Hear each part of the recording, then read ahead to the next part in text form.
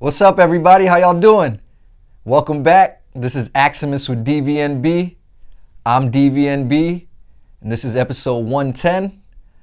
So let's do a recap from episode 109.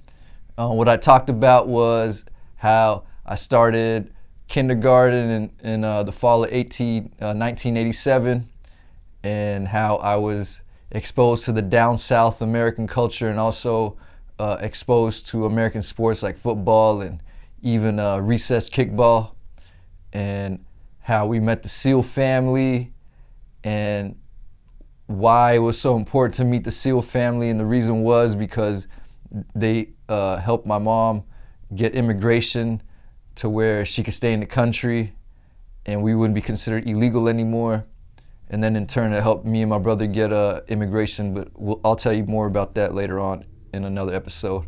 But for episode 110, we're gonna backtrack a little bit right before we met the SEAL family, because there's a moment in our life at the motel that pretty much triggered my pops into seeking out someone such as Daryl Seal and the SEAL family. All right, so let's get that started. So okay, this moment in time was somewhere between the fall of '87 and the winter of '87. So I'm still in kindergarten, just started kindergarten. So doing a regular old routine at the motel. Mom wakes up in the morning, takes me and my brother to school now. Then she comes back to the motel, wakes up my dad. They go clean out all the rooms, put the dirty sheets in the laundry, start the laundry. Then they go, clean all the rooms up, vacuum the rooms, clean the bathrooms, the toilets, restock everything, make the beds with the new sheets, clean sheets.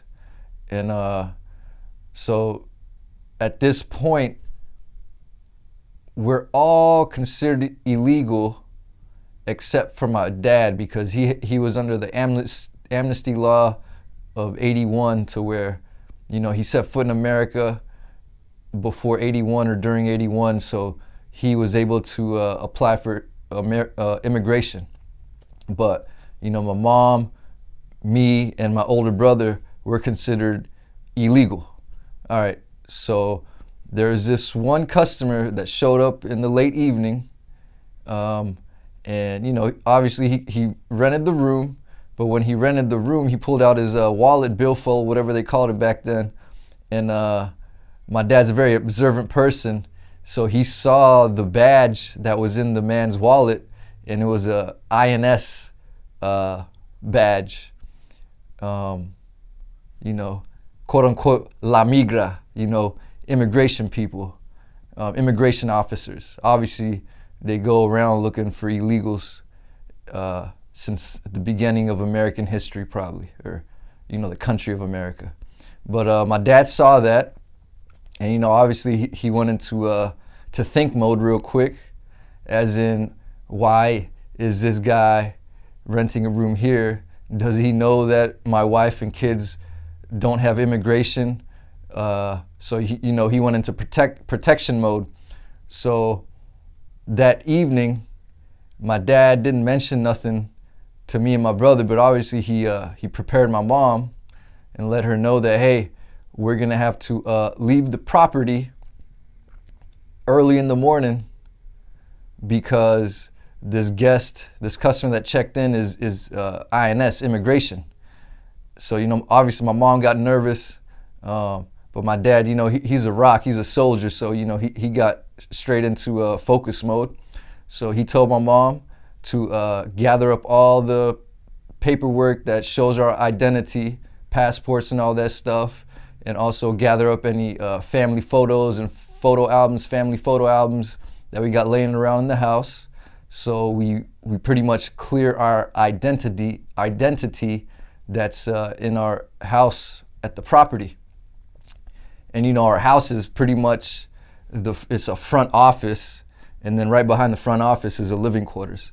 So they gathered all that stuff up in the nighttime, and then early in the morning, my mom and dad wake us up, me and my brother, and they're like, hey, we gotta go.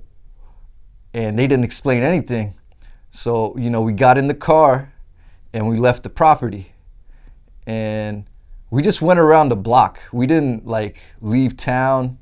We didn't, run away from the property my dad purchased or the dream or vision he had of owning a business, nothing like that. He's just pretty much hiding out for a second. So the town we live in, Childress, Texas, is a very flat land area.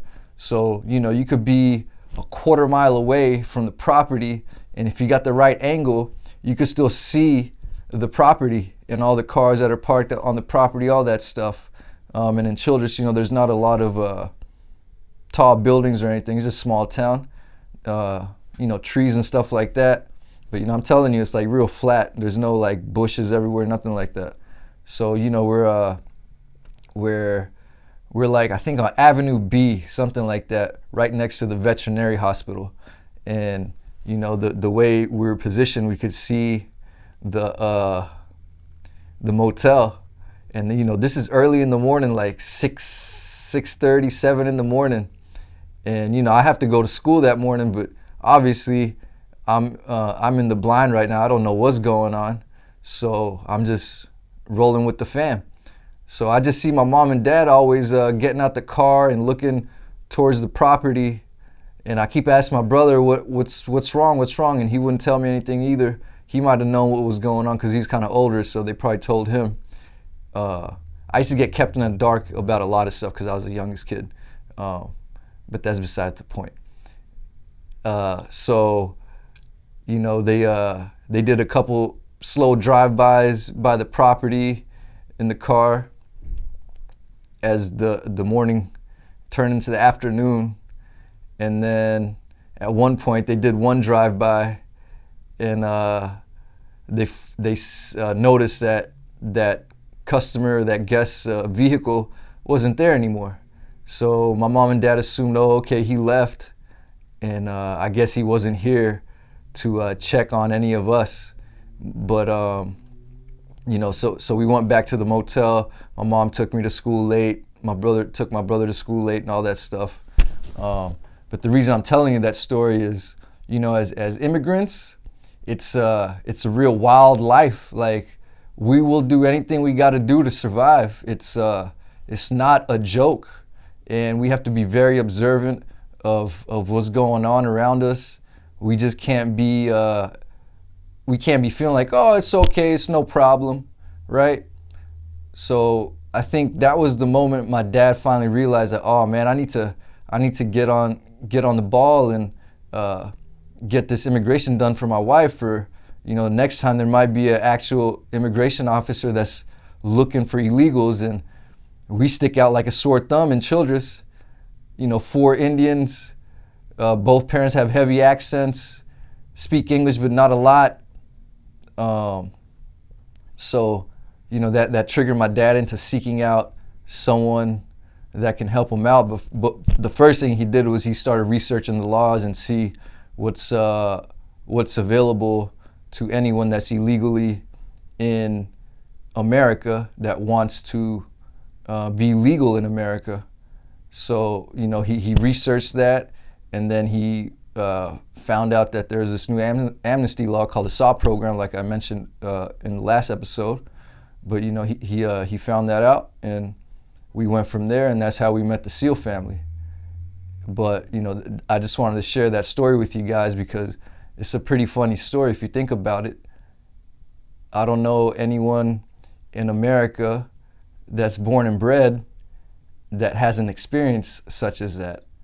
It's pretty scary because there's a lot of uncertainty at that moment. You don't know if they're gonna figure out that you're illegal. You don't know what's gonna happen if they find out that you're illegal. All your hard work that you put into of moving your family from one place to another, and then having a vision of the future for your whole family, and all this can be deleted, disappeared in the snap of a finger. So the experiences I've been through and seeing how my pops and mom have dealt with those situations, that built a lot of character in me from a very young age of, stay calm and do what you got to do to protect yourself and make it happen for yourself. And I use that attribute, that personality, that character in me for any type of situation in my life. It doesn't matter if it's a new gig I'm doing, new place I'm going to, new opportunity I need to figure out. I just stay calm and figure out how I'm gonna make it happen. But this is where we're gonna end episode 110. Thank you guys for watching, whoever's watching, and until next time, we'll see you then. I'm AXUMUS. This is AXUMUS with DVNB. I'm DVNB, and we'll see you next time. Peace.